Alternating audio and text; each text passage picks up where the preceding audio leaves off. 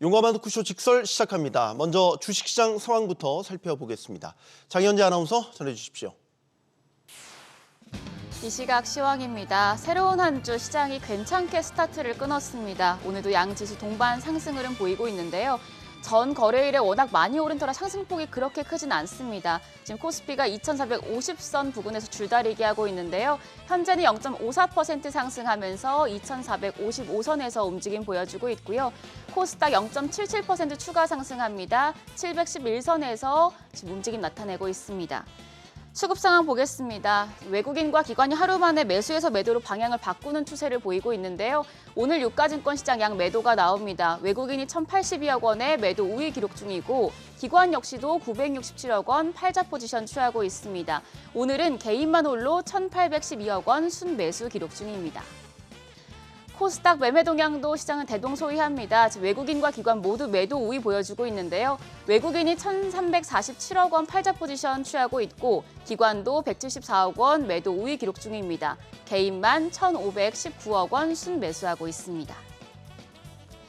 시총 상위 종목들 체크하겠습니다. 오늘은 반도체 투톱이 시장 상승을 주도하고 있습니다. 삼성전자가 1.1% 추가 상승하고 SK하이닉스 4.23% 또 상승하고 있는데요. 지금 두 달여 만에 19만 닉스 회복 시도하고 있습니다. 거래가 18만 9,700원. LG에너지솔루션도 올라갑니다. 앞서서 테슬라가 8% 급등하기도 했었죠. 이 영향으로 2.53% 상승하면서 거래가 36만 4,500원으로 집계되고 있고요. 반면에 삼성 바이오로직스가 0.1%대 약세, 현대차 2%대 내려갑니다. 유가증권 시장 6위부터 10위도 보겠습니다. 오늘 자동차 대표주 전반적으로 좀 약한 모습입니다. 기아가 1%대 추가 하락 중이고요. 셀트리온 0.1% 오름세, 삼성전자 우선주 0.67% 강세 보여주고 있고 KB금융 0.8% 올라갑니다. 거래가 84,500원. 더불어서 네이버 역시도 3%가량 상승세 시현 중입니다. 거래가 20만 6,500원으로 집계되고 있습니다. 코스닥 시장입니다. 코스닥 시장에서는 2차 전지 대표주 그리고 로봇 대표주 상승세가 이어지고 있습니다. 일단 알테오젠 2.5% 반락 중이고요. 오늘 에코프로비엠과 에코프로가 추가적인 상승세 보여주고 있습니다. 에코프로비엠이 1.2% 오르면서 11만 4,500원, 에코프로가 2.63% 상승하면서 6만 2,400원에 거래되고 있습니다. 레인보우 로보틱스 4거래일 연속 상승 중인데요. 장 초반에 신고가 경신했다가 지금은 상승폭이 조금 줄어든 모습입니다. 0.64% 오름세로 거래가 23만 5천 원입니다. 6위부터 10위 보겠습니다.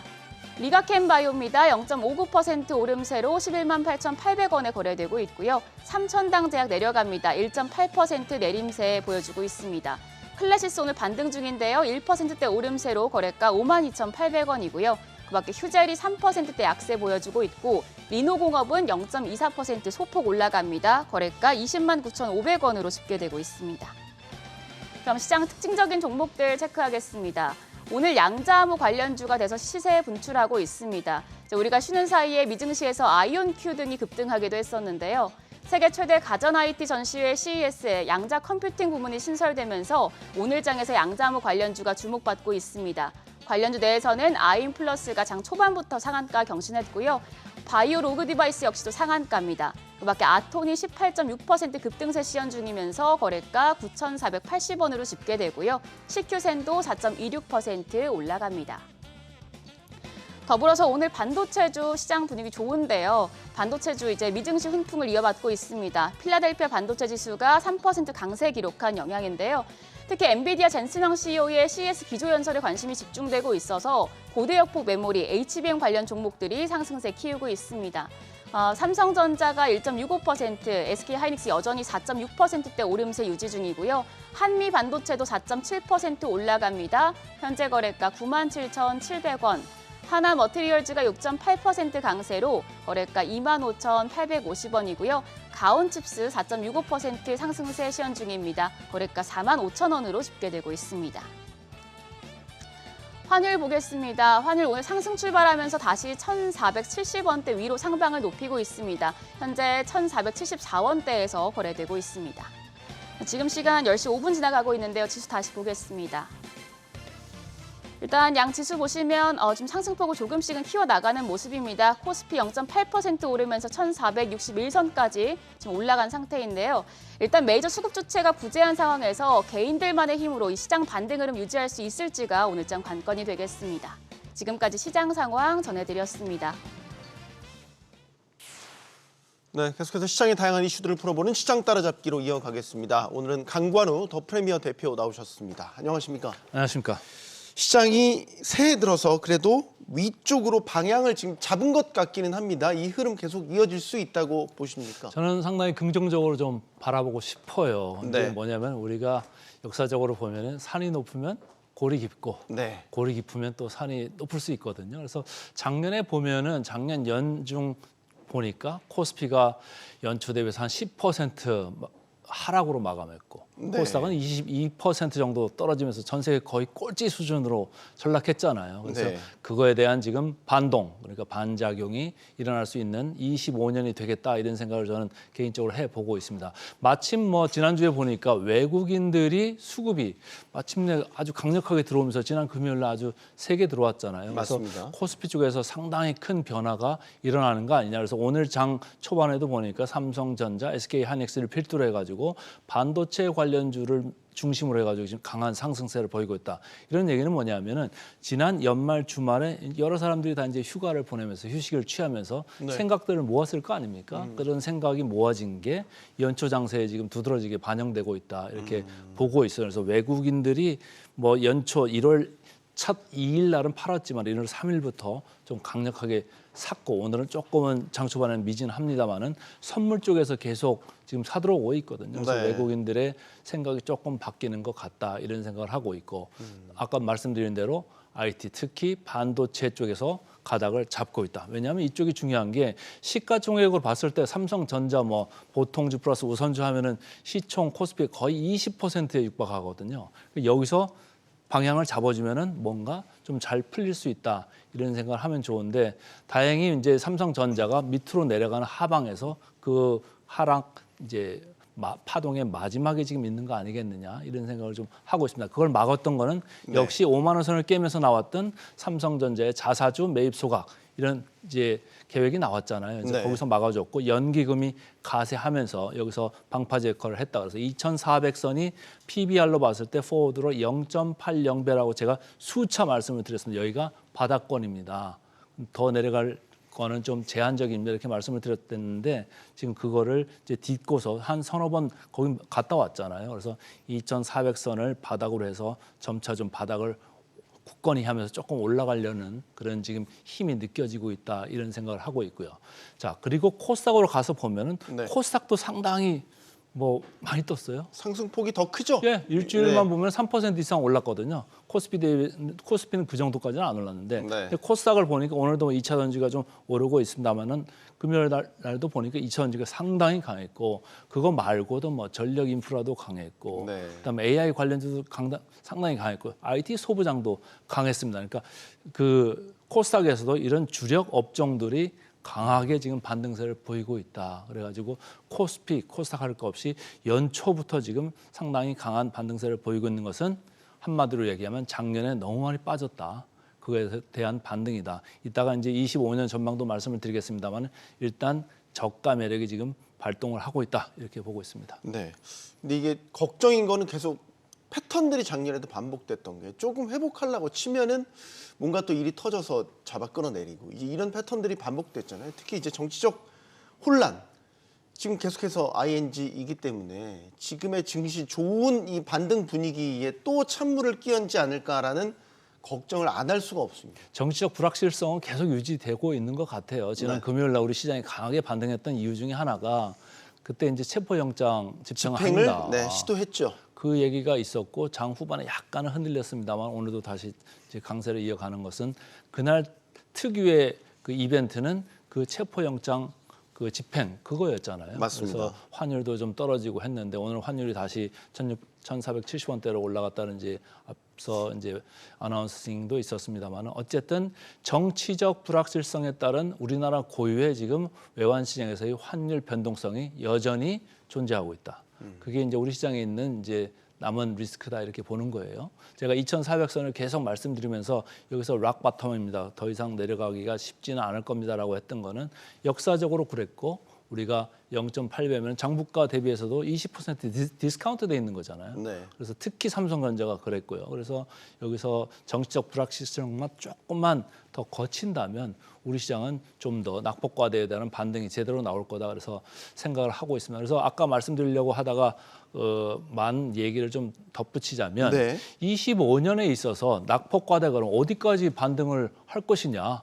라고 봤을 때 저는 지금 2,400선을 몇 차례 하회했던 코스피는 제가 볼 때는 낙폭 과대만 보더라도 2,650선은 충분히 회복할 수 있다 이렇게 보는 거예요. 그리고 그 시기는 언제 정도 될 거냐 하면은 한 1월 말 2월 중에는 네. 될 거다 이런 생각을 하고 있습니다. 1월 20일에는 트럼프가 취임을 하지 않습니까? 그래서 네. 트럼프가 취임하면서 약간의 또 불확실성이 정책 불확실성이 있기 때문에 그래서 뭐 흔들릴 수는 있습니다만은 다시 한번 바닥을 잡는 그런 계기가 될 수도 있는 거고요. 두 번째는 삼성전자의 이재용 회장 그 재판 결과가 선고가 2월 3일 지금 예정입니다. 그러면 삼성전자도 어쨌든 거기까지는 뭐 약세 국면이 있을 수는 있으나 그 다음부터는 조금 강세 국면으로 전환하는 게 확실해지지 않겠느냐 이런 생각을 합니다. 그 이유 중에 하나는 삼성전자가 자사주 매입을 10조를 얘기를 했었잖아요. 근데 네. 매달 한 1조씩 지금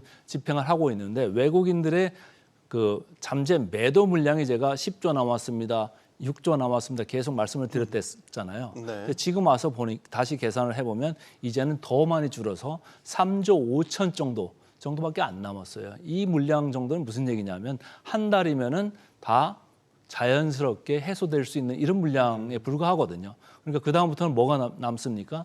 삼성전자의 자사주가 앞으로도 한 7조 정도 더 남아있는 국면이 남아있는 거예요. 그렇다고 보면은 삼성전자만 떼놓고 보더라도 하방보다는 상방으로 좀 봐줄 필요가 있다. 그래서 제가 볼 때는 그 트럼프 취임하고 삼성전자 그 회장의 재판 결과가 나오고 그러면서 장은 자연스럽게 2,650선까지 내달리는 이런 그 뭐라 그럴까요? 반등 네. 국면 그게 하나 있을 수 있고 두 번째는 우리나라 지금 ROE라는 게 있습니다. 기업들의 25년 그 실적이 네. 있는데 코스피를 봤을 때 ROE라는 게 거의 9% 후반, 10%까지 나오거든요. 그걸 기준으로 절대적으로 평가를 했을 때도 저는 코스피는 2,900선이 가야지 적정 코스피 수준이다 이렇게 보는 거예요. 그래서 적정 ROE를 따라간다고 하면 물론 애널리스트들이 그 평가함에 있어서 조금 이익을 과대 추정하는 그런 거는 있습니다만은 네. PBR 1.0만 가도 2,900 코스피는 갈 수 있다 이렇게 보는 거고요. 거기에서 플러스해서 제가 지금 한 서너 달 이상 계속 말씀드리는 게 상법 개정안이 언제 통과될 수 있을지는 모르겠습니다만은 네. 아무래도 정치적 불확실성에 같이 이제 묶여 있는 스케줄이잖아요. 이벤트고. 그런데 이게 상법 개정안이 통과를 한다. 그러면 그 전에도 제가 말씀드린 대로 3,000선을 돌파하는 그런 아주 중차대한 그 모멘텀이 될 수 있다. 이렇게 보고 있어서 25년에는 2,650 2,900 그리고 3,000을 돌파하는 이런 이벤트가 상반기 전후로 해가지고 이렇게 보여질 수 있다 이렇게 개인적으로 보고 있습니다. 지금 말씀하시는 순간 상승폭이 좀 더 확대가 됐습니다. 삼성전자 같은 경우는 2% 넘게 상승폭을 확대했고요. 하이닉스는 5%가 지금 넘게 화면에 나오고. 저는 뭐 개인적으로는 그때도 말씀을 드렸습니다만 삼성전자, 하이닉스 둘 중에 뭘 좋아하냐 그럴 때는 네. 선호도에 있어서는 여전히 하이닉스라고 제가 계속 반복적으로 말씀을 드렸는데 그렇다고 했을 때 지금 삼성전자에 대해서 애널리스트들이 4분기 추정치를 계속 내리고 있잖아요. 네. 근데 주가는 재미있게도 오히려 반등하고 있습니다. 그러니까 많이 주가에 반영됐다 이런 얘기고 네. 그런데 그렇게 하향을 하고 있음에도 불구하고 삼성전자에 대한 목표 주가하고 현재 주가의 괴리도는 무려 50%나 됩니다. 이익을 보고서 목표 주가를 그 설정을 해놨는데 그거하고 지금 현재 주가 50% 차이 난다는 얘기는 외국인들이 매도를 많이 했다. 네. 그것도 너무 과매도했을 가능성이 크다 이런 얘기예요. 지난 7월 11일 날 고점을 친 이후로 삼성전자를 외국인들이 거의 23조 원을 매도를 했습니다. 근데 시장을 우리가 얼마를 순매도를 누적적으로 외국인들이 했냐면요. 24조 원이에요. 그러니까 95%가 삼성전자 순매도 그 물량이 네. 나와가지고 시장을 그렇게 끌고 내려갔고 삼성전자 주식도 지금은 아마도 과매도 국면에 들어가 있는 상태다. 이렇게 볼 수 있는 거예요. 그래서 제가 잠재 물량이 맥스 최대 3.5조 원 정도 남았습니다. 이렇게 말씀을 드렸습니다만은 그걸 다 안 팔고도 오히려 바닥을 치고 올라갈 수 있는 국면. 그리고 반동이라고 그랬잖아요. 우리가 새 총을 이렇게 잡아당길 때 네. 뒤로 많이 갈수록 앞으로 세게 나가잖아요. 그러니까 지금 과매도한 국면이 많이 밀려 있다라고 하면은 이게 외국인 지분율이 지금 삼성전자가 거의 50.5%까지 내려와 있습니다만은 이게 53%나 4%까지 간다라고 했을 때는 분명히 삼성전자에서도 여기서부터 지금 한 20%에서 30% 반등하는 그런 국면이 나오지 않겠느냐. 그렇다고 봤을 때는 코스피도 10% 이상의 반등은 충분하다 이렇게 보고 있습니다. 네. 삼성전자가 계속해서 상승폭을 확대를 하고 있네요. 근데 걱정은 또 그거예요. 변동성인데 좋을 때 너무 좋은데 또 떨어지는 건 또 수직 낙하할 때도 많이 있고 이게 이제 이런 변동성 장세에서 개인 투자자들 입장에서 참 대응하기가 쉽지 않거든요. 해지하기도 어렵고 그렇다고 해서 뭐 한쪽으로 배팅하기도 굉장히 큰 리스크를 안아야 되고 말이죠. 좀 느긋하게 오를 때도 느긋하게 오르고 떨어질 때 좀 느긋하게 떨어 예상 가능했으면 좋겠는데 네. 변동성이 또 트럼프 행정부 이게 나오면 또 그런 불확실성을 반영해서 변동성이 더 커지지 않을까. 차트 하나만 먼저 보고 갈게요. 개인들 신용 잔고 있는 차트가 있을 텐데요. 네. 그걸 코스피하고 코스닥으로 제가 이렇게 그림을 하나 좀 그려왔습니다. 네, 화면 그걸 나옵니다. 보시면 코스피 쪽도 쭉 이렇게 내려가게 돼 있고요. 지금 9조 원대로 내려가 있습니다. 이게 많이 나올 때는 11조 원대까지 있었잖아요. 근데 최근에 9조 원까지 이렇게 내려갔다. 근데 코스닥도 지금 6조 5천까지 내려갔습니다. 네. 그러니까 그 갭이 좀 벌어지고 있죠. 그런데 제가 계속 반복적으로 말씀을 드립니다만은 저 코스피하고 코스닥의 시가총액의 체력의 차이라는 게 있어요. 네. 거의 5분의 1 정도밖에 안 하는 코스닥이거든요.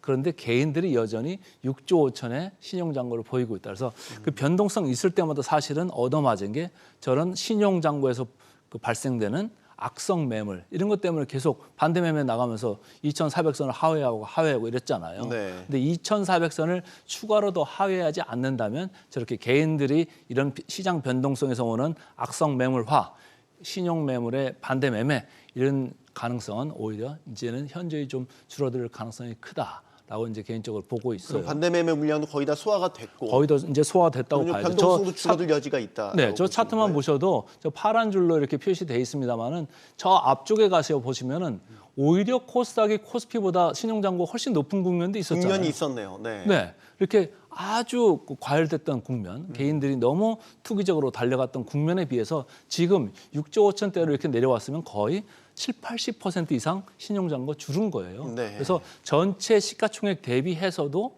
거의 1%대로 지금 코스닥의 신용잔고율이 지금 내려와 있습니다. 그렇다는 얘기는 뭐냐면 상당히 현저히 이 반대 매매 가능성이나 이쪽에서 나오는 악성 매물화 가능성 많이 줄어 있다 이런 얘기고 코스피는 0.6% 이 정도까지도 더 낮습니다. 코스닥보다 훨씬 낮죠. 네. 그래서 상당히 이쪽에서의 변동성에 대한 위험 리스크는 좀 많이 잦아들었다 이렇게 보고 있습니다. 물론 이제 트럼프가 1월 20일 날 이제 취임을 하면서 어떤 정책을 초기에 내놓을 것이냐. 첫날 뭘 서명할지가 궁금해요.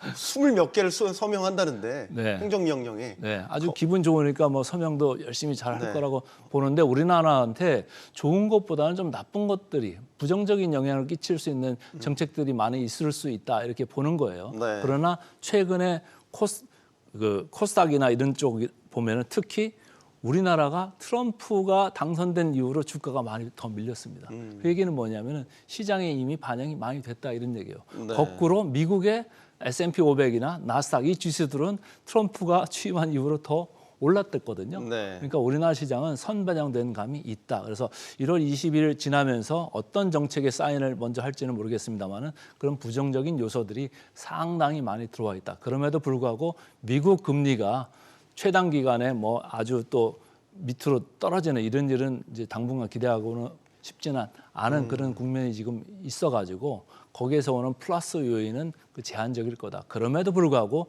네. 낙폭과대 요인이 상당히 크게 작용할 수 있다 이렇게 보고 있습니다. 작년에는 뭐 아마 재론의 여지가 없을 겁니다. 엔비디아의 해였다.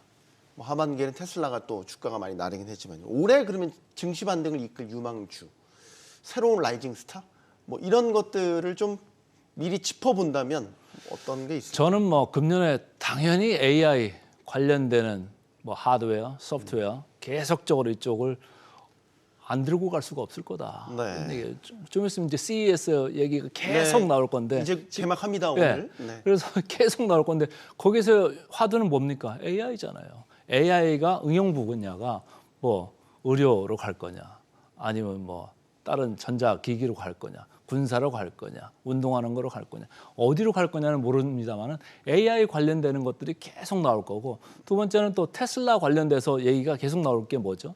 로봇이잖아요.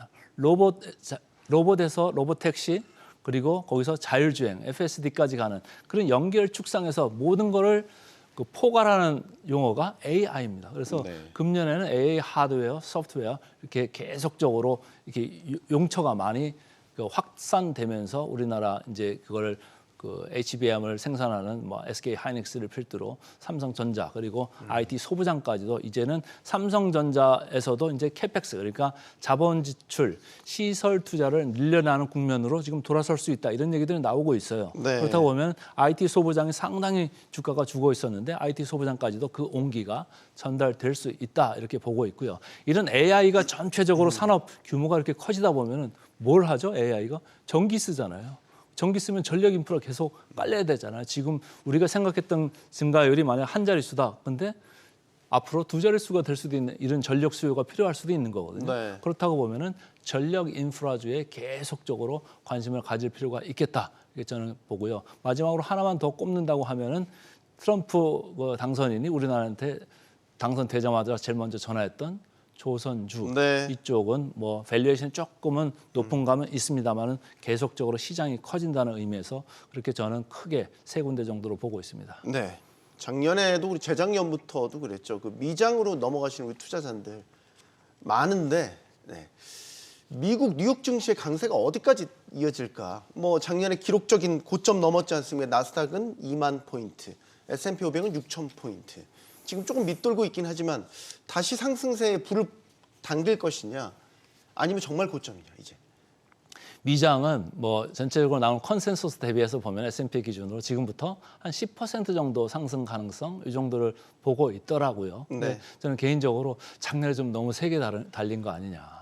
아주 많이 달렸어요. 그래서 그 조금 올라가면 차익 매물 지난 연말에도 계속적으로 차익 매물이 좀 나왔잖아요. 네. 물론 이제 이게 포트폴리오 리밸런싱의 일종의 그 하나의 과정으로서 이렇게 차익 매물화 됐다 이런 견해도 있습니다만 어쨌든 주가가 많이 올랐으니까 차익을 좀 실현하는 그런 욕구가 상당히 강해져 있다 이런 얘기고 우리가 이제 그 서학 개미들이 주로 좋아하는 게 뭐죠? 테슬라, 팔란티어 이런 거 좋아하잖아요. 제가 나올 때마다 말씀드리는 게 PER이라는 게 25년 PER을 생각을 해도 벌써 100배가 넘어가 있습니다. 이렇게 말씀을 드렸듯이 PR만 보면 이제 나와야 될 때가 많긴 한 건데. 그러니까 테슬라 주식도 뭐 끝까지 갈 거 한없이 올라갈 것 같다가도 어느 순간에 다시 얻어맞잖아요. 그럼 누가 그거를 이제 차익을 실현하려고 할까요? 먼저 산 투자자들이지 않을까요? 그래서 네. 그런 그 욕구는 항상 언제든지 나올 수 있기 때문에 올라간 주식들은 오히려 조심해라. 저는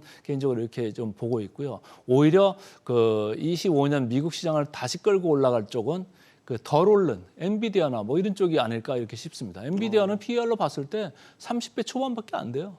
그러니까 테슬라의 지금 3분의 1, 팔란티의 한 4분의 1 정도밖에 안 되는. 근데 결국은 이 AI 관련된, 로봇 관련된 이쪽이 미국 시장을 계속 끌고는 갈 텐데 옥석고르기가 그 안에서도 좀 이어질 수 있을 거다. 이렇게 보는 거예요. 그래서 애플보다는 엔비디아 쪽이 계속 끌고 가는. 그렇다고 보면 우리 시장한테도 뭐 나쁜 게 없잖아요. 네. 사실은 엔비디아에서 나오는 밸류 체인을 온전히 우리가 그 반사 이익을 받을 수 있는 이제 한국 그 밸류 체인이기 때문에 그래서 엔비디아가 이끌고 가는 강세 분위기가 여전히 유효할 거다 이렇게 저는 개인적으로 보고 있고요. 그리고 트럼프가 들어오면서 뭐 국제 정세가 어떻게 될지는 모르겠습니다만 여전히 뭐 뭐라 그럴까요 국지전이나 뭐 그런 지정학적 리스크 이런 거가 계속적으로 있을 것 같아서 네. 국방 관련주는 미국에서도 여전히 유효할 수 있다 이런 생각이고 일론 머스크가 아무래도 이제 정부에 들어가가지고 여러 가지 규제 완화를 할 거기 때문에 뭐 테슬라 국한된 얘기가 아니고 여러 부분에서 자율 규제 이런 거 규제 완화 이런 걸 한다고 보면은 그쪽으로 해서는 미국 뭐 금융주 쪽도 상당히 수혜를 받을 수 있다. 그래서 전반적으로 미국에 있어서는 돈들이나 뭐 여러 가지 시설들이나 다 미국으로 들어가는 그런 사이클이 여전히 유효할 거기 때문에 네. 이 고점 논란에도 불구하고 뭐 S&P 기준으로 10% 정도는 상승이 뭐 여전히 유효하다 이렇게 저는 이해를 하고 있습니다. 네, 자 코스피는 네, 상승폭을 1% 넘게 확대를 한 상태입니다. 마지막 질문 드릴게요. 작년에 금 투자들 참 관심 많아 하셨어요. 그럼 가격이 워낙 많이 올랐기 때문이죠. 네. 올해는 어떨 거라고 보십니까? 금 투자는 뭐 괜찮아는 보여요. 근데 제가 차트를 하나 딱 한 지난 5년 거 네. S&P 기준으로 이렇게 제가 보니까 매년 뭐 한 18% 이렇게 오른 감이 있어요. 제일 위에 오른쪽 위에가 S&P입니다. 5년 기준으로 저 정도 오른 거예요. 네. 근데 그 밑에 있는 게 바로 녹색으로 표현된 게 금 투자거든요. 금으로 봤을 때 연평균 한 14% 5년 동안 쭉 올랐더라고요. 근데 주식 시장보다는 좀 덜 올랐잖아요. 그래서 제일 밑에 있는 게 달러 인덱스입니다. 달러 인덱스는 연간으로 해서 한 2.4% 내외 이 정도 이렇게 올랐더라고요. 달러화가. 네. 그래서 금 투자가 뭐 유망하냐, 유망하지 않느냐 이렇게 질문을 하신다면 저는 뭐 나름 괜찮다. 이게 인플레이션 해지도 되잖아요. 그리고 불확실성 있을 때 해지도 되고 최근에 뭐 비트코인이나 이런 쪽이 상당히 각광을 받았던 이유도 또 달러화에 대한 의심 뭐 이런 것도 좀 섞여 있지 않겠습니까? 그래서 금 투자 앞으로도 뭐 유망은 하다. 그러나 주식 투자도 그거보다 훨씬 더 낫고 앞으로도 나을 수 있다. 이런 점에서는 뭐 주식 투자 좀 하시고 금 쪽도 알로케이션을 조금 어느 정도 할당을 하시면 괜찮지 않겠나. 무방한 투자다. 이렇게 보고 있습니다. 알겠습니다. 시장 따라잡기 여기서 마무리하겠습니다. 강관우 대표와 함께했습니다. 고맙습니다.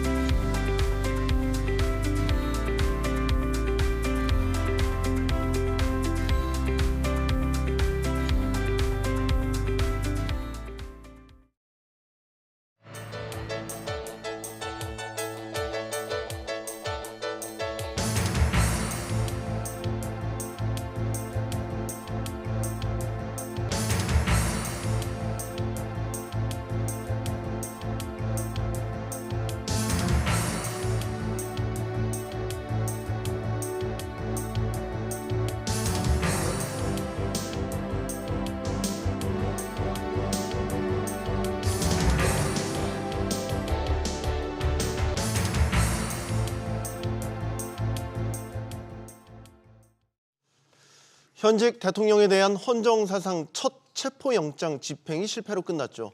윤석열 대통령 측의 격렬한 저항으로 일단 공수처가 한 발 물러선 건데요. 2차, 3차 체포영장 집행 등도 전망되는 등 전국 혼란 길어질 모습입니다.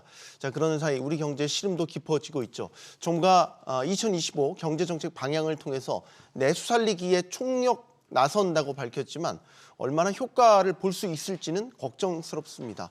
정치가 경제를 삼킨 현재 상황 어떻게 풀면 좋을지 지금부터 이야기 나눠보겠습니다. 자, 오늘 함께해 주실 분들 소개해드리죠. 서울대 경제학부 이필상 특임교수 나오셨고요. 부산 카톨릭대 차재원 특임교수, 또 숭실대 금융경제학과 신동중 겸임교수 나오셨습니다. 어서 나오십시오. 안녕하세요. 용감한 토크쇼 직설은 SBS 비즈 뉴스 앱과 유튜브에서 실시간으로 시청이 가능합니다. SBS 비즈 앱을 다운로드 받아서 시청하시면 더 많은 정보와 뉴스를 보실 수 있겠습니다. 윤석열 대통령은 지난달 비상계엄 사태에 대한 책임을 지겠다고 했지만 공수처는 1차 체포영장 집행 때 윤 대통령의 얼굴도 못 보고 발길을 돌렸습니다. 각자의 입장이 180도 엇갈린 상황입니다. 자, 먼저 관련 목소리 차례로 듣고 본격적인 토론 시작하겠습니다. 저는 이번 계엄 선포와 관련하여 법적, 정치적 책임 문제를 회피하지 않겠습니다. 법상 명백히 권한이 없는 기관의 영장 청구인 것이고 영장 쇼핑하듯이 서부지방법원에 가서 청구가 됐습니다. 불법 무효인 영장이 틀림없습니다. 직권남용 권리행사방해죄, 특수공무집행방해죄로 의율할 수 있음을 엄히 경고하였습니다. 네, 윤석열 대통령에 대한 체포영장 집행이 일단 실패로 끝났습니다. 윤 대통령 측은 가벼운 범죄를 갖고 내란죄라고 주장한다면서 부당한 체포영장이다 이렇게 주장을 하고 있고 각자의 입장이 참 첨예하게 부딪히고 있는 상황인데 일단 일련의 과정 어떻게 보셨는지 차 교수님께 먼저 질문드리겠습니다. 예, 지난 금요일 날 체포영장 집행이 무산됐잖아요. 네. 그 다음 날 모 신문의 그 사설 제목이 이렇습니다. 영장 불응에 맞서며 불응하며 법에 맞선 대통령 비루하다는 표현을 썼거든요. 네.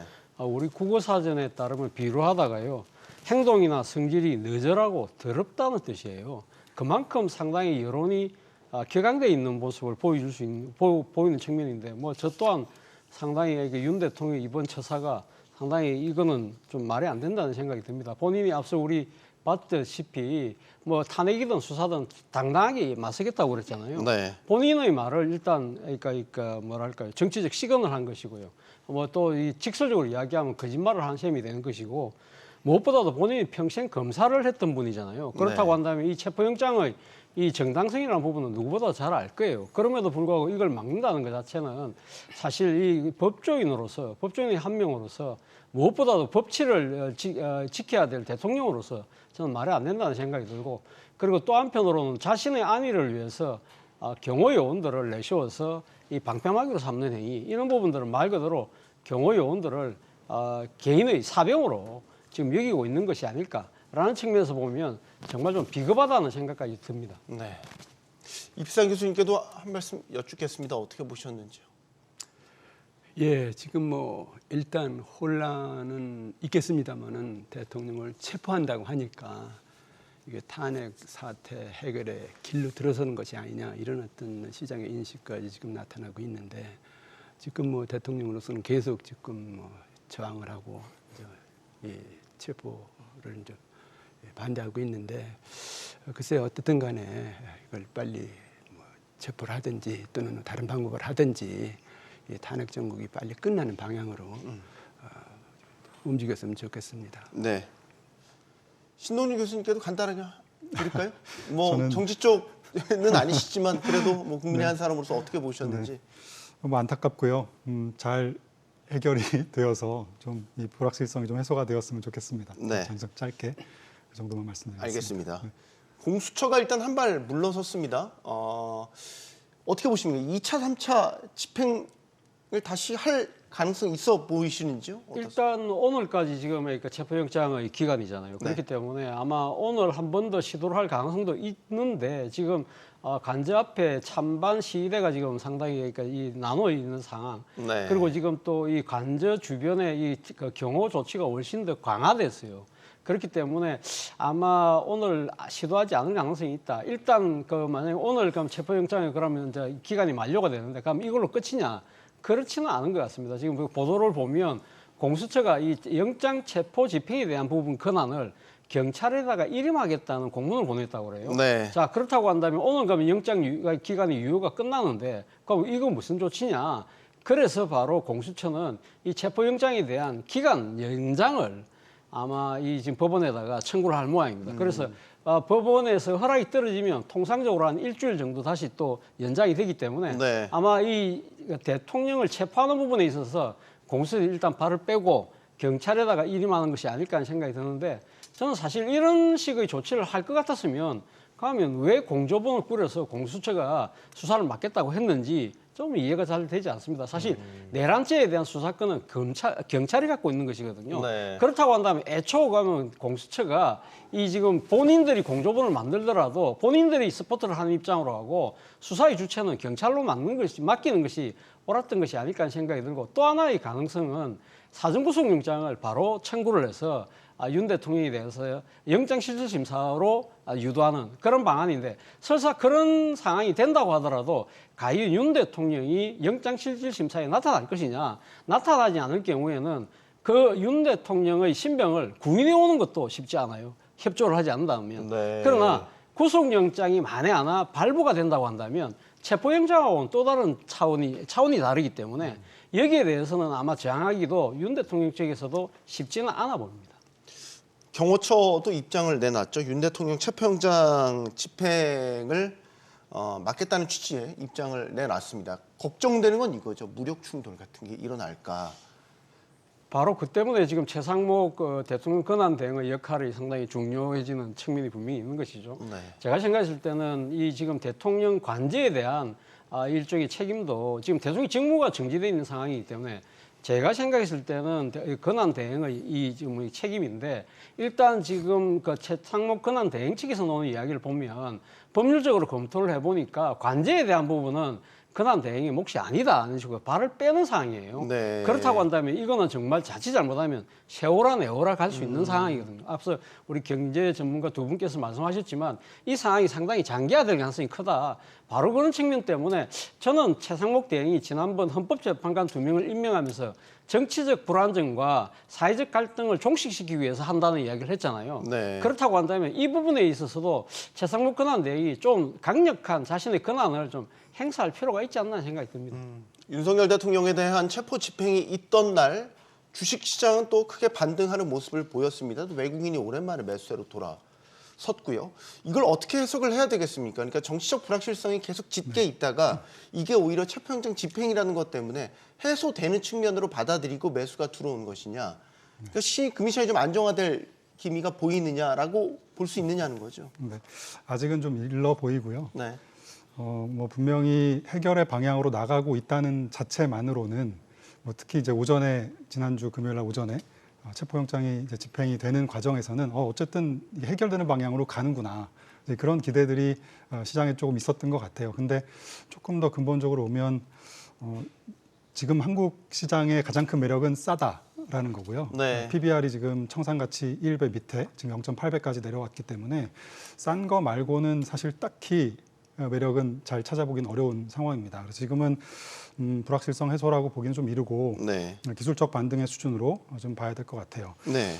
외국인들이 작년, 그러니까 2024년이죠. 7월 중순까지 한 26조 원을 코스피 시장에서 주식을 샀습니다. 네. 그리고 그 이후에 연말까지 한 절반 정도는 25조 원을 팔았어요. 그러니까 7월 중순까지 26조 원 사고 그 이후에 25조 원을 판 거죠. 거의 똑같은 양을 사고 판 거예요. 그러니까 상반기만 해도 AI라든가 반도체 붐 때문에 한국 증시, 대만 증시가 같이 상당히 많이 올랐습니다. 그런데 분위기가 7월 중순 이후에 완전히 바뀐 거거든요. 네. 사실 그때는 정치적인 뭐 탄핵 이슈라든가 이런 부분이 있었던 때가 아니거든요.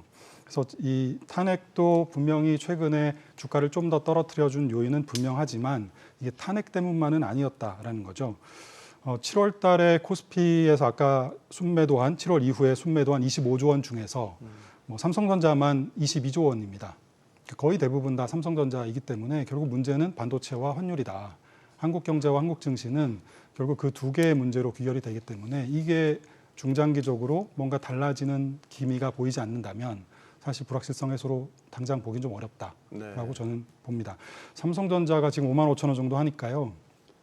팬데믹 직전에 그 정도 수준이었거든요. 네. 계속 주가 올라서 그리고 한 9만 원 정도까지 갔다가 지금 이 정도 내려온 거니까 이 레벨을 싸다라고 볼 수도 있지만 과연 그럼 팬데믹 이전에 삼성전자의 전 세계적으로 봤을 때 산업의 경쟁력, 기술의 경쟁력과 지금이 과연 같은 맥락이냐라고 보면 네. 조금 애매한 면이 있죠. 그래서 이런 부분들 때문에 저는 당장은 기술적 반등으로 좀 올라가는 면이 있을지언정 이게 불확실성 해소라든가 여기서부터 주가가 올라가는 그런 그림은 좀 아니라고 봅니다.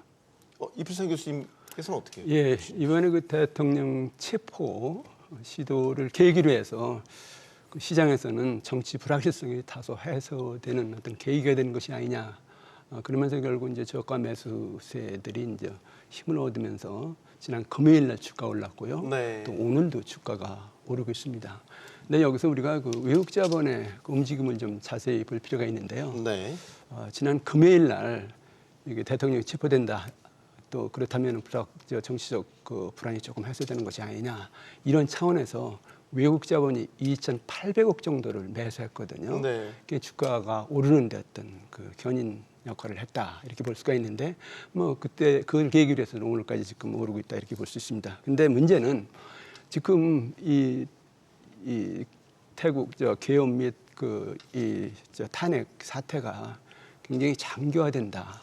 뭐 이런 어떤 아까 말씀도 차 교수님 하셨습니다만 그럴 경우에 외국 자본이 앞으로 계속 빠져나갈 수 있다. 이렇게 되면 우리나라 증권 시장, 금융 시장 이것이 불안이 커질 수 있다. 뭐 그런 얘기인데 의외로 외국 자본이 우리나라 정치 불안에 대해서 아주 민감하다는 얘기입니다. 근데 여기서 특히 그 결정적인 변수가 될 수 있는 것이 국가 신인도인데요. 아직은 안정적이다 이렇게 평가를 받고 있습니다만은 이게 언제 국가 신인도가 내려갈지 모릅니다.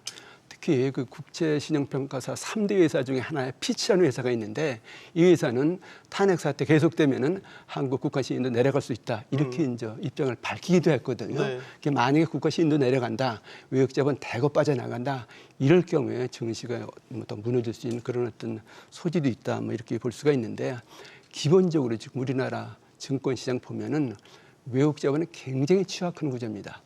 코스피 시가 총액 중에서 외국 투자가 32% 정도 되지 않습니까? 네. 근데 기업별로 보면요. 삼성전자, SK하이닉스, 외국 투자 50% 넘습니다. 네. 그리고 현대자동차도 40% 가까이 되고요. 무엇보다도 4대 금융 지지회사의 외국 투자 지분이 60% 훨씬 넘습니다. 이런 상태에서 국가 신용 등급 떨어진다. 그래가지고 외국 자본 줄줄이 나간다. 이럴 경우에 금융 불안, 경제 불안 아주 심각한 상황으로 갈 수 있다. 이런 어떤 생각이 듭니다. 네. 그래서 결국 안심할 수 있는 상황은 아니고요. 어떻게든지 빨리 탄핵 정국이 좀 해소돼야 시장이 안정되고 경제가 좀 정상적으로 갈 것이 아니냐 이런 생각이 듭니다. 윤석열 대통령이 관저 앞에 모여 있는 지지자들을 향해서도 메시지를 냈어요. 유튜브로 보고 있다. 함께 끝까지 싸우겠다. 지지층을 상대로 이게 여론전에 나선 것이냐 이런 이야기가 있던데. 그렇죠. 뭐 대표적인 여론전에 나섰다고 봐야 되는 것이죠. 그날 그 관저 앞에 모인 자신의 지지자들에게 보낸 편지에 시작이 어떻게 시작되냐면요. 애국 시민 여러분으로 시작합니다. 네. 그러니까 그동안 윤 대통령이 쓰는 어법 자체는 국민 여러분이었거든요. 근데 어느 순간 지금 애국 시민 여러분으로 바뀌었다는 겁니다. 그러니까 본인이 지금 누구하고 함께 갈 것이라는 부분을 분명히 한 것이죠. 애국 시민이라는 표현 자체가 옆에 들으면 뭐 그런 표현도 쓸 수 있잖아라고 이야기할 수 있지만 소위 말하는 아스팔트에서 태극기를 들고 시위하시는 아주 강성 지지층의 목소리를 내시는 분들이 이분들을 소위 이 지금 우파 세력들이 딱 이 자신의 편이라고 이야기할 때 묶어서 쓰는 표현이 소위 애국 시민 여러분이거든요. 자, 그리고 이 윤 대통령은 그날 이 편지와 함께 뭐를 통해서 이 상황을 잘 알고 있느냐? 유튜브를 통해서 실시간으로 중계된 걸 다 보고 있다고 그러잖아요. 그렇다고 한다면 소위 이번 부정선거 음모론도 마찬가지지만 일종의 극우 세계관 속에 계속적으로 빠져들어가고 있다는 모습을 분명히 보여주고 있는 것이죠. 어쨌든 본인이 생각했을 때는 자신의 이 비상계엄을 지지하는 세력들과 함께 이 본인이 생각하는 이 반국가적인 이 혼란의 상태를 끝을 내야 되겠다는 생각은 분명히 확신을 하고 있는 것 같습니다. 그렇기 때문에 어떻게 보면 지금 여론전을 펼치고 있지만 일종의 자신의 진지를 좀 구축하고 있는 거잖아요. 네. 지금 그러니까 이 관절을 요시화시켜서 거기에서 딱 앉아서 지금 이 소수의 이 지금 계엄에 찬성하는 국민들과 함께 이 난국을 나름대로는 타개하겠다는 생각을 갖고 있기 때문에 앞서 이야기했던 대로 이 지금 전국의 이 불안이 상당히 장기화될 가능성이 크다. 바로 그 때문에 이 편지가 나오고 난 뒤에 모 신문은 그런 이야기를 했습니다. 과연 정상적인 이제 사고가 가능한 상태니까 랄 정도로 지금 참담함과 함께 우려를 크게 표명을 했습니다. 네. 결국까지 싸우겠다라는 건 이 사태가 장기화될 여지도 분명히 있다라고 보여지는 부분이고 계속해서 이제 이런 계엄 탄핵 정국이 이어지면서 그 충격을 제일 먼저 받은 게 환율이 아닐까 싶습니다.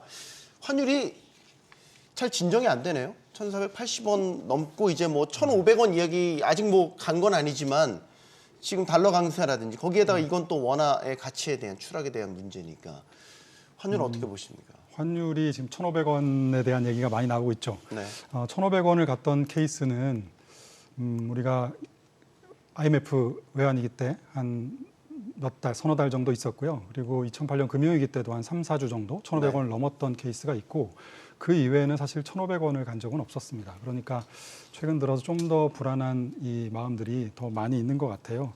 근데 기본적으로 시장이라는 것은 환율은 뭐 경제 지표이기도 하지만 또 금융 시장의 지표이기도 하지 않습니까? 그래서 국내 달러와 원화의 환율만 놓고 봤을 때는 원화 같은 경우에는 탄핵에 대한 가장 최악의 상황을 반영을 하고 있는 상황이고요.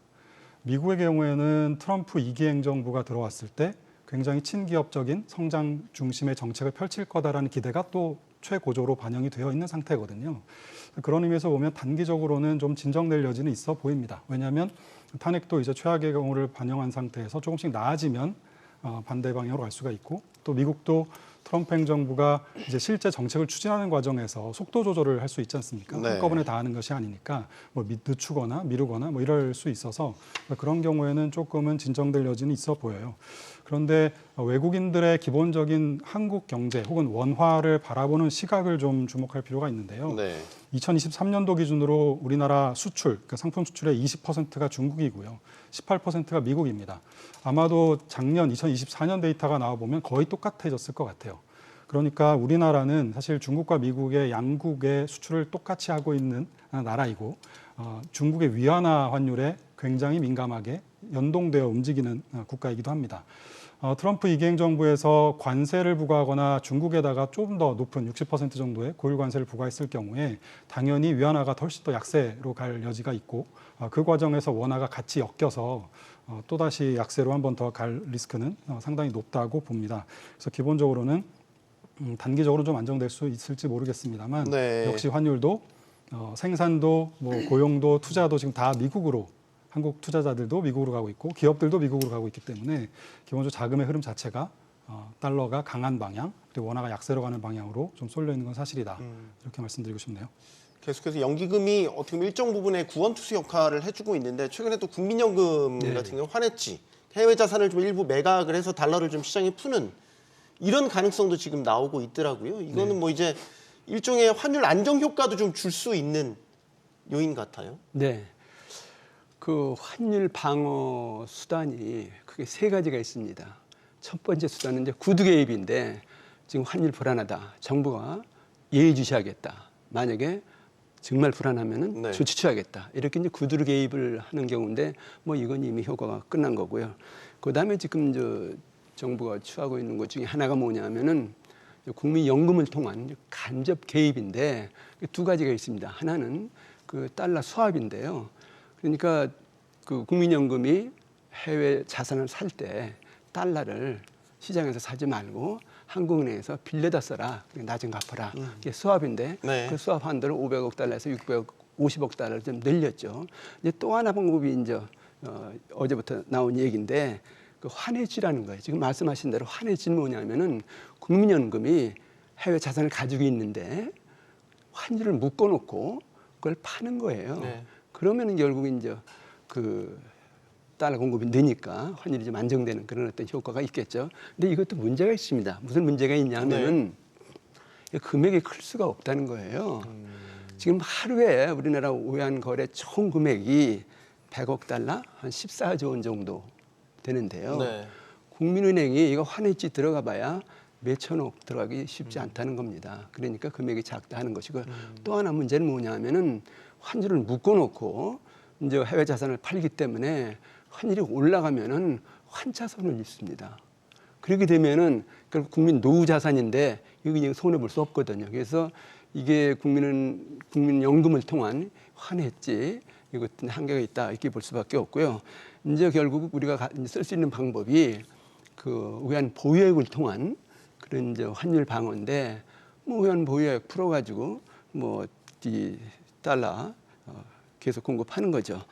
근데 우리나라 지금 외환 보유액이 작년 12월 말 현재로 4,156억 달러인데 야 이거면은 외채 갚지 못하고 저 외환 위기 오는 거 이거 막을 수 있지 않느냐 했는데 아마 그 외환 위기 정도 오지는 않을 겁니다. 네. 근데 안심할 수 없다는 것이 뭐냐면은 그 외환 시장에는 심리적인 어떤 마지노선이라는 것이 있는데 만약에 지금 한국 환율이 불안해서 그 외환 보유액이 4천억 달러가 떨어진다 이러면 심리적 마지노선이 무너진다는 건데 그 외환 시장이 큰 혼란에 빠질 수 있다는 겁니다. 이런 차원에서 본다면은 이거 지금 뭐 외환 보유액 높다, 많다, 안심이다 이러고 있는 상황은 아니고요. 어떻든 간에 지금 뭐 국민연금을 활용하건 구두 개입을 하건 외환 보유액을 이용하건 뭐 여러 가지 방어 수단을 지금 정부에서 쓰고 있는데 속도 조절은 되지만은 큰 흐름은 막을 수 없다. 근데 특히 이제 미국 트럼프 리스크 지금 다시 나타난다. 그다음에 더군다나 중국의 그 위안화가 지금 가치가 떨어져서 포치에서 1달러당 7.3 유엔이 넘어섰거든요. 그게 또 우리나라 원화 환율을 높이는 그런 강력한 요인으로 작용하고 있는데 이 큰 추세는 막기 힘들다. 근데 여기에 지금 이제 이 탄핵 사태가 벌어지니까 정말 어려운 상황이다 이렇게 볼 수가 있는데 빨리 탄핵 사태부터 빨리 진정시키고요. 뭐 대응해 나가야죠. 네. 저 한 가지만 좀 네, 짚고 넘어가야 될 게 있는 것 같아요. 네. 그러니까 제가 주말에 뉴스들을 보니까 한국의 국채를 외국인들이 3조 원 정도를 팔았다. 12월 한 달 동안 그 뉴스가 온통 이제 눈에 많이 띄던데요. 네. 이거는 사실이 아닙니다. 그러니까 이거는 채권은 만기가 있잖아요. 네. 근데 만기가 있기 때문에 만기가 돌아오기 전에 외국인들은 미리 이 채권을 팔고 새로운 채권을 삽니다. 그래서 사실 외국인들이 지금 한 260조 원 정도를 갖고 있어요. 근데 12월 올해 2024년 한 해 동안 27조 원을 더 잔고가 늘었습니다. 네. 외국인의 보유 잔고가. 그중에서 12월에 1조가 줄었고 만기가 돌아온 게 3조, 국채가 3조가 돌아온 거예요. 그러니까 이건 미리 만기 돌아서 판 건데. 만기 돌아서 판 게 아니라 만기 돌아서 현금을 상환을 받은 거죠. 네. 그런데 투자자들이라는 게 항상 만기 되면 이 돈밖에 없으면 만기 되면 상환한 거 가지고 사지만 이 외국인 투자자들은 포트폴리오를 투자하는 사람들이기 때문에 네. 만기 되기 전에 한 달, 두 달 전에 이미 요 채권 만기 될 돈으로 다른 돈으로 채권을 미리 삽니다. 그러니까 그걸 미리 사놓고 만기 돌아오면 현금이 나오니까 이 현금 가지고 또 다른 걸 하겠죠. 그래서 이거는 항상 우리나라 국채 시장의 만기가 국채의 만기가 3월, 6월, 9월, 12월이라서 이때 만기가 많고요. 네. 그럼 항상 언론에서 주로 위기설, 뭐 외국인이 팔았다 이렇게 표현하지만 그거는 사실이 아니다. 네. 그건 제가 분명히 좀 짚고 넘어가 드리고 싶네요. 한국의 안정성이나 건전성의 이슈랑은 전혀 거리가 멀다. 네, 이렇게 말씀드리고 싶습니다. 만기 때문에 판 거다. 판 게 걸. 아니라 네. 네, 만기 때문에 만기 때문에 잔고가 네. 미리 들었다가 다시 줄어든 거다. 준 거다. 네. 자, 계속해서 토론 이어가 보도록 하겠습니다. 지금 환율을 계속 짚어보고 있는데 환율이 왜 오르면 문제냐라는 거는 우리 금융시장에 종사하시는 분들뿐만 아니라 우리 일상을 살아가는 사람들한테도 실물 경제에도 지대한 영향을 미치지 않습니까? 특히 물가. 지난달 물가가 1%대를 유지하기는 했는데 이제 2%대로 다시 올라오려고 1.9%까지 올랐더라고요. 한국은행에서도 올해부터는 환율이 많이 올랐던 영향을 본격적으로 물가에 미치게 될 거다 이런 입장을 내놓은 바가 있거든요. 교수님 계속해서 말씀을 좀 주시죠. 결국 환율이 이렇게 오르게 되면 수입물가가 비싸지게 되고 네. 우리 거의 다 수입해서 만드니까요. 국내에서. 네. 이렇게 되면 지금 1%대로 유지하고 있던 안정세였던 물가를 올해 다시 또 걱정해야 될 상황에 직면하게 될까? 어떻게 보십니까?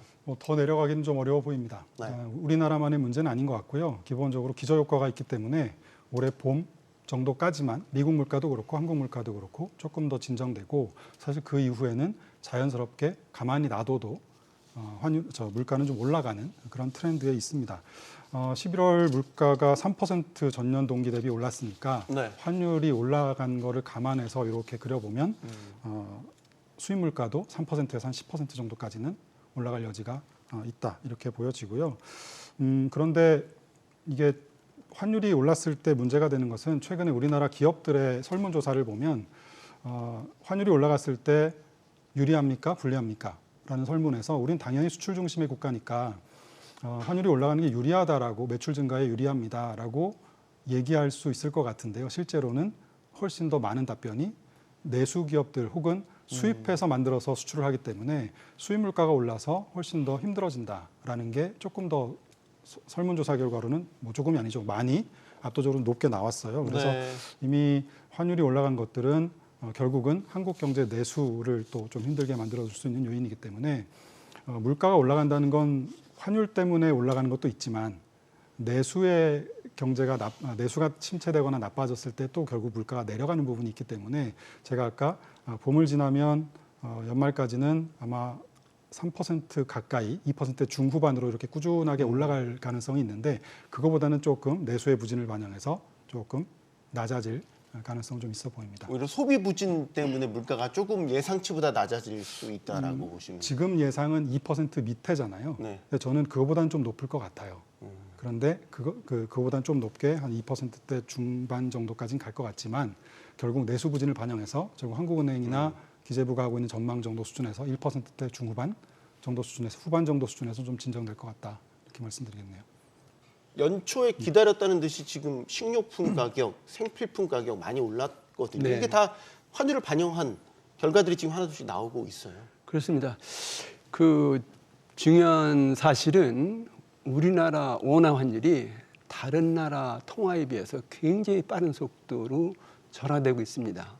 지난 한 달 동안 각국의 환율 변화 보면요. 한국이 마이너스 4.46% 하락했고요. 네. 일본은 마이너스 1.43%밖에 하락 안 했어요. 중국은 마이너스 0.82%. 우리나라 원화만 유독히 더 가치가 떨어지면서 결국 물가 불안을 야기하고 있다라고 볼 수가 있는데 이런 상태에서 이제 탄핵 사태가 터지니까 지난 12월부터 환율이 이제 급등하는 현상이 생겼는데 당연히 환율이 오르면 수입 가격이 오르죠. 그리고 이제 물가가 오를 수밖에 없는데 특히 최근에는 가공식품 가격부터 오르는 것 같습니다. 한국소비자원에서 조사한 걸 보니까 12월 20일 지난달 175개 가공식품 품목의 평균 가격이 3.9%나 올랐다. 이 중에서 초콜릿은 33%, 커피는 32%, 그다음에 카레는 25%나 올랐다. 이런 조사가 나왔는데 지금 환율에 의한 물가 상승이 굉장히 지금 가파르게 오르기 시작했다. 이렇게 볼 수밖에 없습니다. 근데 작년에 물가 흐름 보면요.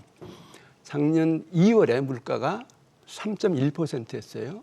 계속 내려서 10월에 1.3%였습니다. 네, 그때가 아마 작년 기준 연저점이었죠. 상승률은. 그러다가 12월에 1.9%로 올랐는데 이번 탄핵을 계기로 해서 환율이 더 오르면서 물가가 더 치솟는 이런 현상이 지금 연초부터 시작이 되고 있다. 그래서 올해 물가는 더 오를 수밖에 없는 그런 상황이다. 이렇게 볼 수밖에 없는데 네. 여기서 이제 우리가 좀 따져봐야 할 중요한 사실 중에 하나는 환율이 이렇게 벼랑가는 오르니까요. 경기 침체하잖아요. 동시에 물가 오르잖아요.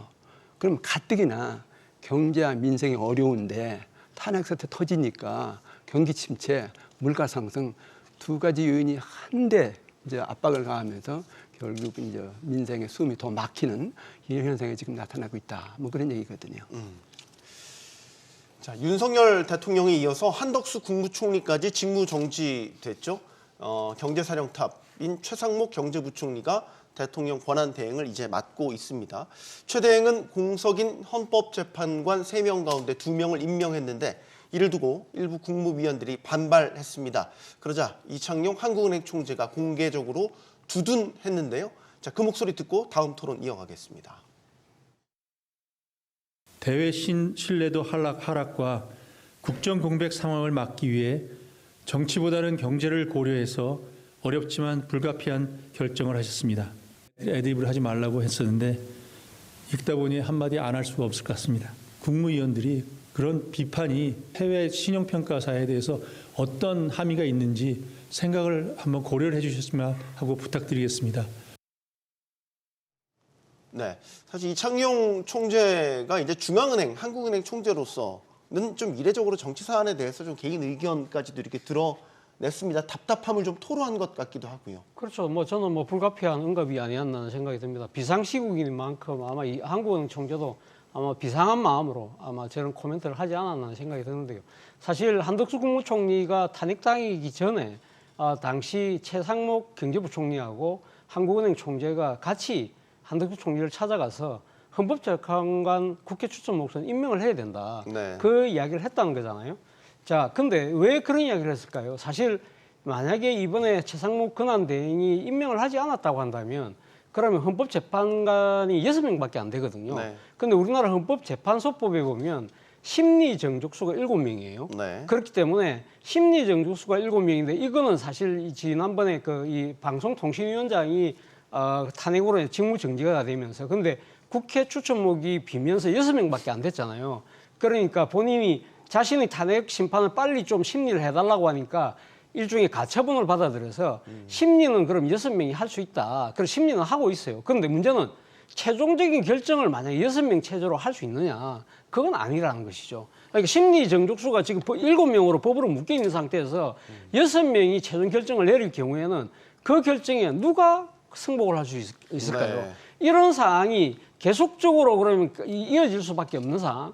그런 상황이라고 한다면 이러면 이 탄핵 심판이 상당히 장기화될 수밖에 없고 정치적 불안정은 더 커질 수밖에 없는 상황이기 때문에 그래서 모르긴 몰라도 이창용 총재가 최상목 권한대행하고 한덕수 총리를 찾아가서 이야기를 했던 거거든요. 근데 한덕수 총리가 그걸 거부를 하고 바로 그 때문에 다시 또 탄핵을 당하니까 그래서 아마 최상목 권한대행한테는 그러면 당신이라도 좀 했으면 좋겠다. 서로 그런 이야기가 되지 않았는 생각이 들어요. 그래서 또 뭐 이 최상목 권한대행도 경제의 수장으로서 그 필요성을 인정했기 때문에 사실 자신의 입장에서는 상당히 좀 무리수라고 생각했겠지만 네. 그럼에도 불구하고 그걸 강행을 했잖아요. 문제는 그 강행하고 난 뒤에 같은 국무위원들 내에서 막 비판의 목소리가 그러니까 나오니까 이럴 경우에는 사실 권한 대행으로서 이 상당한 위상 자체가 흔들릴 수밖에 없는 그런 상황이다.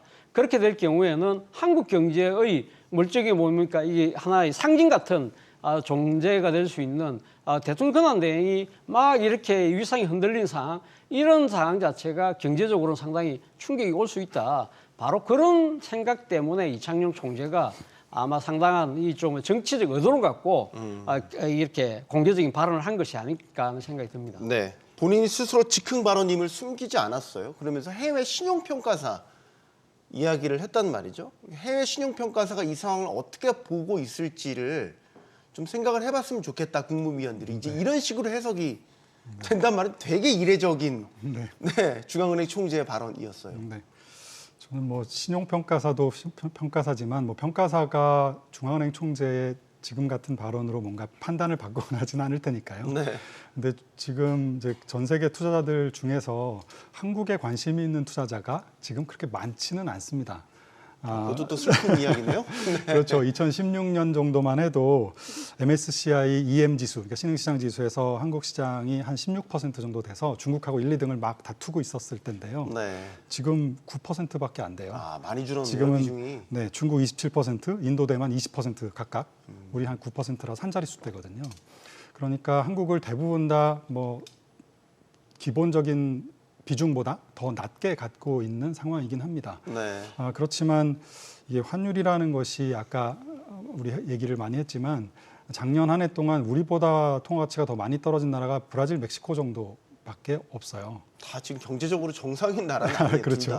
네, 그래서 여기서 지금까지는 대한민국의 경상수지도 계속 흑자 기조고 또 여러 가지 건전성 지표들도 괜찮은데 지금이 굉장히 중요한 기로에 있는 것은 뭐 분명한 사실인 것 같습니다. 지금은 이제는 이머징의 그런 좀 우리가 생각하는 조금 우리보다 모자란 나라들하고 같이 엮여서 움직일 수 있는 여지들이 있을 수 있는 그런 국면이기 때문에 예전에도 보면 이머징 국가들 중에서 중앙은행 총재가 정치권이나 뭐 기본적으로 기획재정부 재정 라인들은 정치권에 이렇게 휘둘리는 경우가 있어도 이머징 국가들 중에서 국제적으로 명망이 있는 중앙은행 총재가 중심을 잡고 갔던 경우들이 꽤 있거든요. 네. 그래서 이창용 총재께서도 아마 IMF에서 뛰어난 이코노미스트 출신이시기 때문에 네. 여기 내가 있다. 뭐 우리나라도 안정적으로 우리가 중심을 잡고 경제 라인들이 중앙은행 총재를 포함해서 좀 잡고 가겠다라는 메시지도 같이 던진 게 아닌가.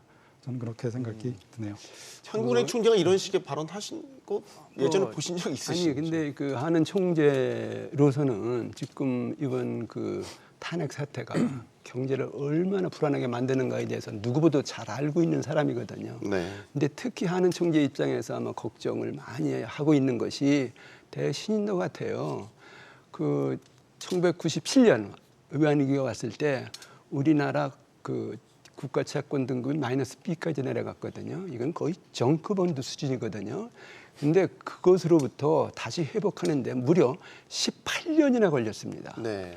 그래서 2015년에 결국 그 등급이 AA까지 올라가긴 했는데 이거 만약에 이번에 국가신용등급 내려간다. 근데 앞으로 뭐 언제 다시 회복될지 모른다라고 했을 때 그 경제적인 충격은 상상하기 어려울 정도라는 것이거든요.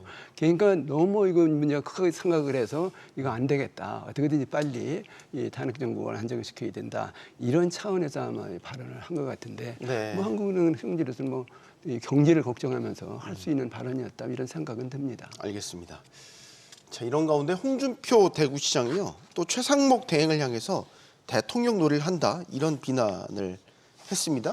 근데 또 정작 국민의힘에서는 또 최 대행에 대해서 직접적인 비판을 또 삼가하는 분위기인 거고 이게 또 법안을 놓고서 어떤 이해관계들이 또 묘하게 이게 엇갈리는 부분이 있는 것 같아요. 예, 그렇죠. 뭐 근데 국민의힘 입장에서는 상당히 그러니까 이 헌법재판관 임명에 대해서는 최상목 권한대행의 섭섭한 마음을 표출할 수 있습니다만 그러나 김건희 특검법과 내란 특검법 이 두 개는 거부권을 행사했잖아요. 네. 그렇다고 한다면 그 부분에 대해서는 뭐 최상목 권한대행이 자신들의 정치적 요구하고 그러니까 이렇게 부합되는 결정을 했기 때문에 상당히 최상목 권한대행에서도 좀 이렇게 비판의 그 강도가 상당히 좀 누그러뜨리는 그런 측면이 분명히 있어요. 그런데 국민의힘 입장에서도 최상목 권한대행이 흔들리는 건 그렇게 바람직하지 않다고 본인들도 느낄 수밖에 없을 것 같아요. 네. 말 그대로 지금 최상목 권한대행이 다시 뭐 탄핵되는 상황이 된다든지 아니면 국민의힘이 막 흔들어서 그러니까 물러나게 만드는 그런 사태가 될 경우에는 말 그대로 국정마비로 이어질 수밖에 없다는 것이고 뭐 그리고 또 이 최상목 권한대행이 대외적인 상징으로 어떻게 보면 경제사령탑이었잖아요. 그런 네. 측면에서 최상목 권한대행만 탄핵된다든지 사퇴할 경우에는 말 그대로 경제가 다 무너질 수밖에 없는 거 아니냐. 는 그러한 불안감이 외국 그 투자자들 사이에서는 일어날 수밖에 없기 때문에 이런 부분들을 국민의힘은 잘 알고 있는 것이고요. 실제 최상목 권한대행이 지난번 이 헌법재판관 2명을 임명했잖아요. 3명이 아니고. 그 사실 나름대로 고심 끝에 기계적 균형을 갖춰서 여야 1명씩 이렇게 임명을 한 측면도 있기 때문에 네. 그런 것들을 복합적으로 고려했을 때는 국민의힘 입장에서도 지금 이 정치적 모드는 일단 최상목 보호 모드인 것 같습니다. 하나만 더 여쭤볼까요? 탄핵 소추 사이에 내란죄 항목을 철회한 걸 두고도 지금 여야가 첨예하게 부딪히고 있단 말이죠. 글쎄요, 뭐 저도 뭐 그러니까 저는 법률 전무가 아니라서 네. 정확하게 뭐 저도 이 사안 자체를 두고 누가 잘했다 잘못했다를 좀 구분하기가 쉽지 않은데요. 사실 얼핏 보면 이 지금 지난번 탄핵소추안이 발의가 될 때 첫 번째 사유가 내란죄였고 네. 두 번째가 불법적인 위헌적인 비상계엄 선포였거든요.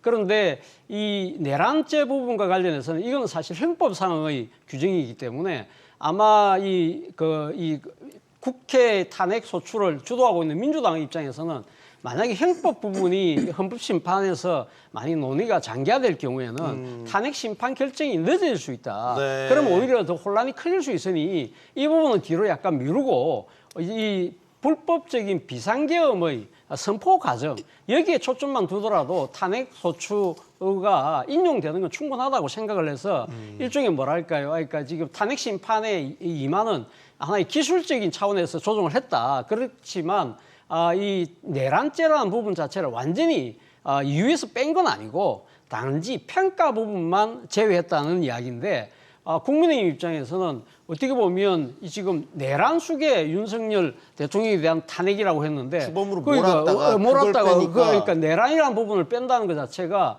이거 말이 안 되는 거 아니냐. 그런데 이제 민주당 같은 경우는 내란을 완전히 그러니까 이 소추 사안에서 뺐다는 것이 아니라 이 심판하는 과정에서 논의 부분만 좀 일단 배제를 하자는 부분이다. 그렇게 지금 맞서고 있는데 14일 날 헌법재판소 1차 변론기일입니다. 네. 이 과정에서 아마 제 생각에 헌법재판소가 이 문제에 대해서 아마 이 가부를 판단하지 않을까 생각이 듭니다. 알겠습니다. 자, 전국이 혼란한 탓에 올해 경제정책 방향 발표가 한 차례 또 미루어졌었습니다. 뒤늦게 발표가 됐는데 별로 좋은 소식은 없습니다. 좀 우울한 소식 위주로 전해드려야 될 것 같은데 일단은 올해 경제 성장률 전망치 1.8%로 잡았습니다. 이게 한국은행 지금 목표치보다 아니죠 전망치죠. 정확히 말씀드려요. 전망치보다 오히려 낮아요. 네. 사실 정부의 성장률 전망치는 목표 의식이 담겨 있기 때문에 오히려 좀 높기 마련인데 상당히 지금 정부 인식도 많이 안 좋아졌다라는 걸 반영하고 있는 것 같아요. 저 숫자도 좀 긍정적입니까? 높아 보입니다. 그렇습니까? 네네, 저는 저 숫자도 좀 높아 보이고요. 왜냐하면 이게 한국은행 전망을 일단 기본으로 한번 생각해 볼 필요가 있는데요. 2024년도에 한국은행의 전망이 우리나라 GDP 성장률이 2.2%였잖아요. 네. 그 중에서 기여도를 보면 수출이 1.8, 내수가 0.4, 합쳐서 2.2였습니다. 네. 뭐 어느 정도 이해가 되죠. 그 수출이 상반기에 1.8, 워낙 좋았으니까. 네, 수출이 1.8%나 차지하는 굉장히 큰 비중이었고 내수 0.4밖에 안 되는데요. 한국은행이 작년 11월에 내놓은 전망, 올해 전망을 보면 성장률은 뭐 2.2에서 1.9로 조금밖에 안 떨어진 것 같은데 아까 내수하고 수출의 기여도가 완전히 바뀌어요. 그러니까 수출이 아까 1.8이었는데 0.4로 낮아지고요. 네. 내수가 0.4에서 한 1.5 가까이 올라가요. 그러니까 똑같이 1.9를 성장하는데 이젠 수출이 0.4밖에 안 되고 네. 내수가 1.5%를 기여해서 1.9를 만들어낸다라는 겁니다. 그러니까 기획조정부가 이번에 나온 1.8% 성장률 전망도 거의 비슷할 거거든요. 그 내부적인 항목들은요. 그런데 지금 우리의 내수가 작년 0.4% 성장한 내수가 올해 1.5%의 기여도로 4배, 5배 올라올 수 있겠는가. 투자와 소비 이 두 개거든요. 민간 소비와 설비 투자인데요. 뭐 건설 투자는 워낙 둘 다 나쁘게 봤고요. 네. 이 두 개가 작년보다 많이 올라온다는 전망인데 아마도 기준금리를 한국은행에서 좀 내려주고 금리도 좀 안정되고 네. 거기에 따른 소비 여력이 좀 생기는 부분이 있을 거고요. 그리고 R&D 예산을 어느 정도 다시 원복시켜 놨거든요. 그래서 거기에서 설비 투자가 조금 늘어나는 쪽으로 봤던 것 같습니다. 네. 11월에는요. 그런데 그 이후에 지금 탄핵 이슈가 또 생겼기 때문에 기본적으로 내수가 저 정도 받쳐주기가 쉽지가 않다라고 보여지고요.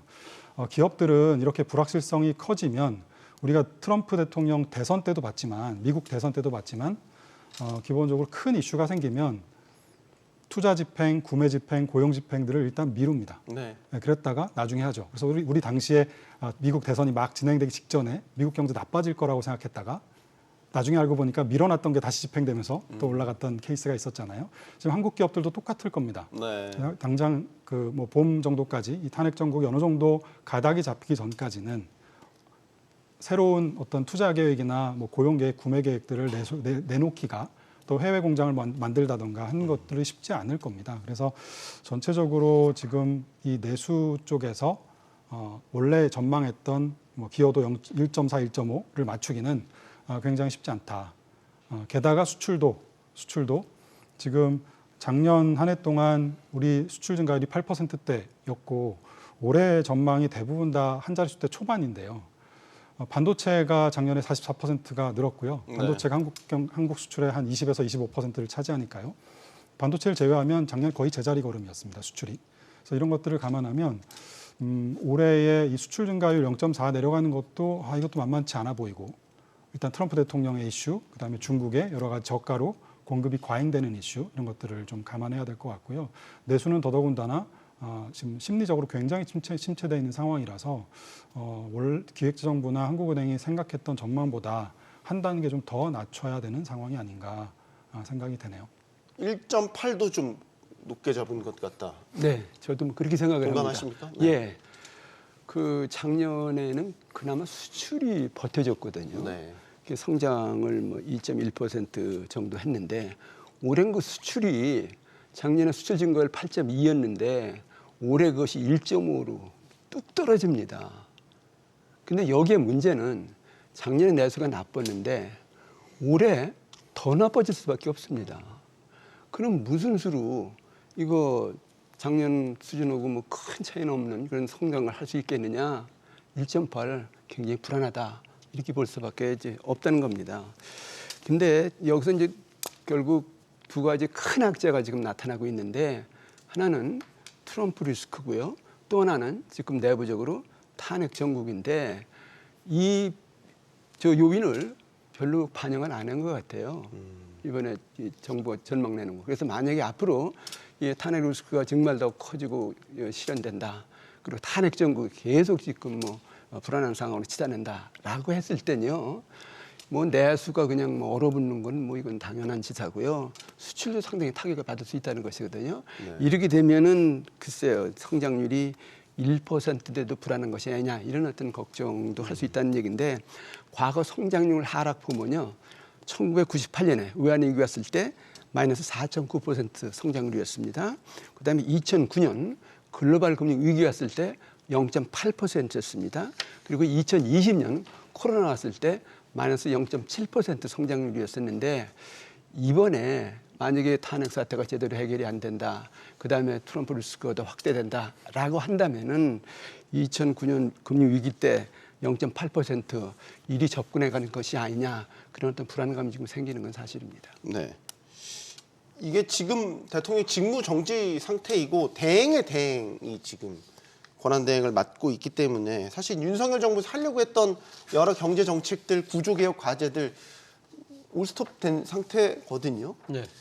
사실 어떻게 될지는 뭐 예단할 수는 없지만 그렇죠. 동력을 잃어버렸다 이렇게 냉정하게 진단을 해야 그렇죠. 되겠죠. 지금 외국의 지금 그러니까 언론들이 한국의 정치적 불안정을 이야기할 때 뭘 이야기를 하냐면 선출된 권력이 지금 집권하고 있지 않다는 겁니다. 선출된 권력이 지금 보이지 않는다는 거거든요.